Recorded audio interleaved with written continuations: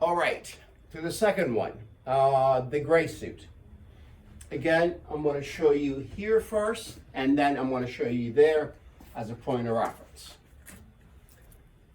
Okay, so we have the grays here. So most of the time, the gray that you find is a shade even darker than this, but this is our this is a year-round gray, and it's the same weight, 20 to 60 grams, and this is a year-round weight.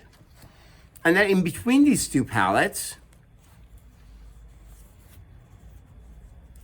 we have, where is it? Okay, between these two pallets here, you have this. So, and I'm going to show you those made up, but with the swatch, you can actually see it. Forget this one. So you see, this falls right in the middle of these two here. So keep in mind, even with your foundational pieces, getting suitings or palettes that are a little bit different, so you can have a little bit more fun with them, and then you can wear them separately as well. Now,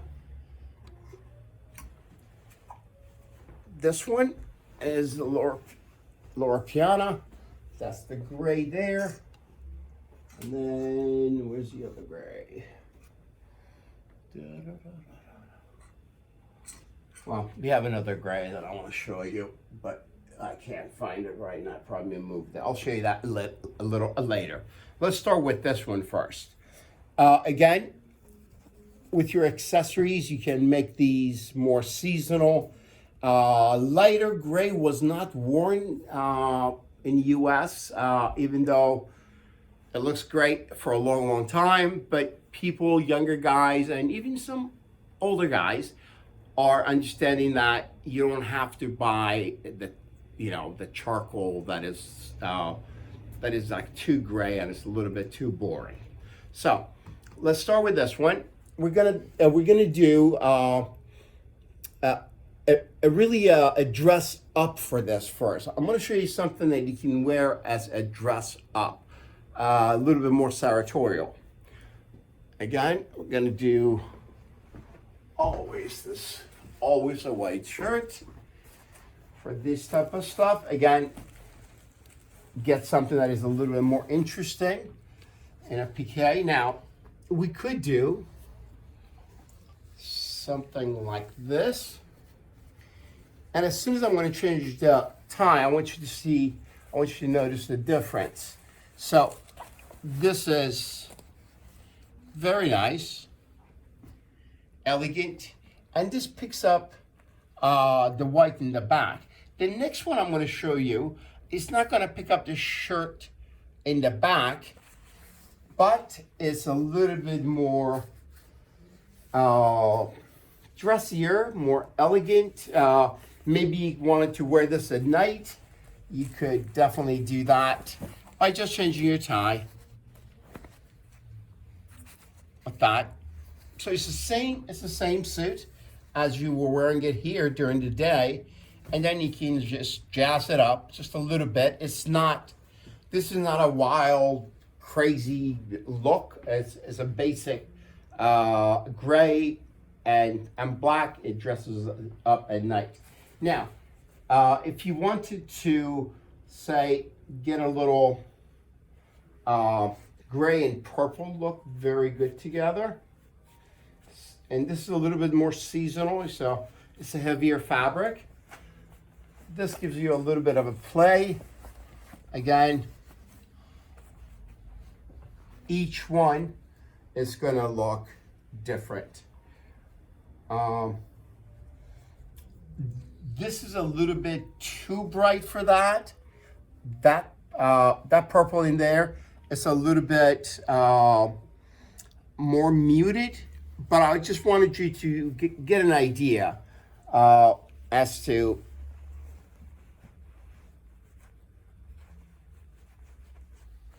again, this is a little too bright for this, so forgive me for that. But I just wanted to show you something in that palette, close to it. So, as you can see, each one of these will give you a different expression, and you can wear them at different times, and it's a very, very nice look. Depending on what type of buttons you use, you could take the gray pants here, wear it with your navy blazer with the right buttons. That gives you a very nice, proper sports jacket and a pair of pants.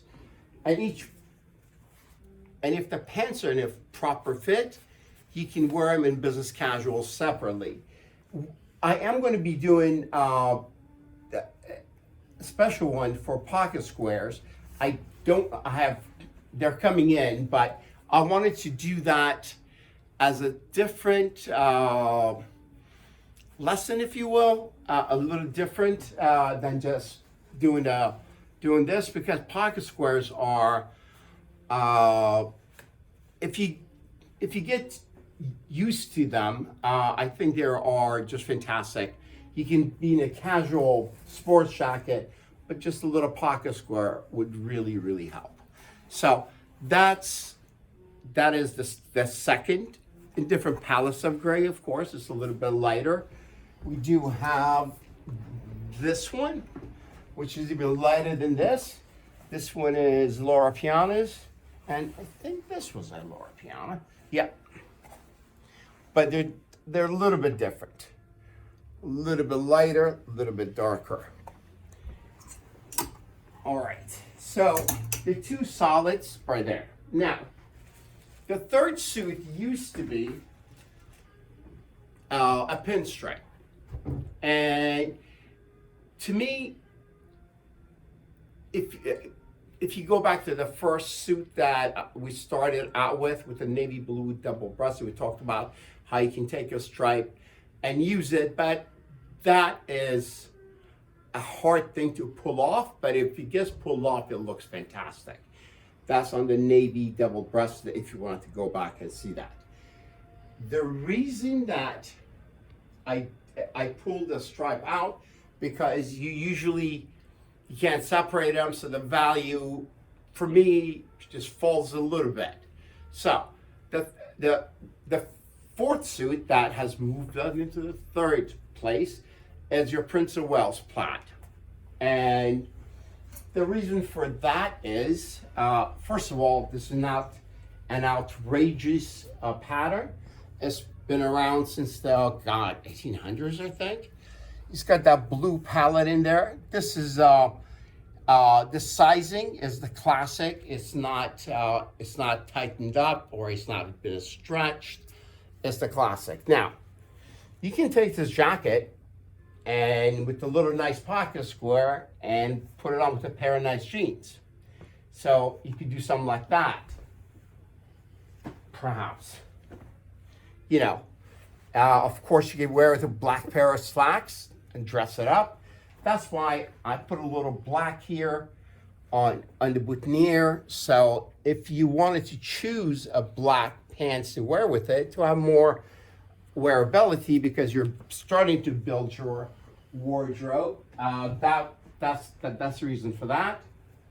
And again, this here, the pants can be worn separately, and you can get a nice blue sweater and a high V or a turtleneck if you like, and put your black top coat on top of it, and it would look great. So there is more usability, more, and they're all impactful, not just, I can wear this with that, but is it impactful?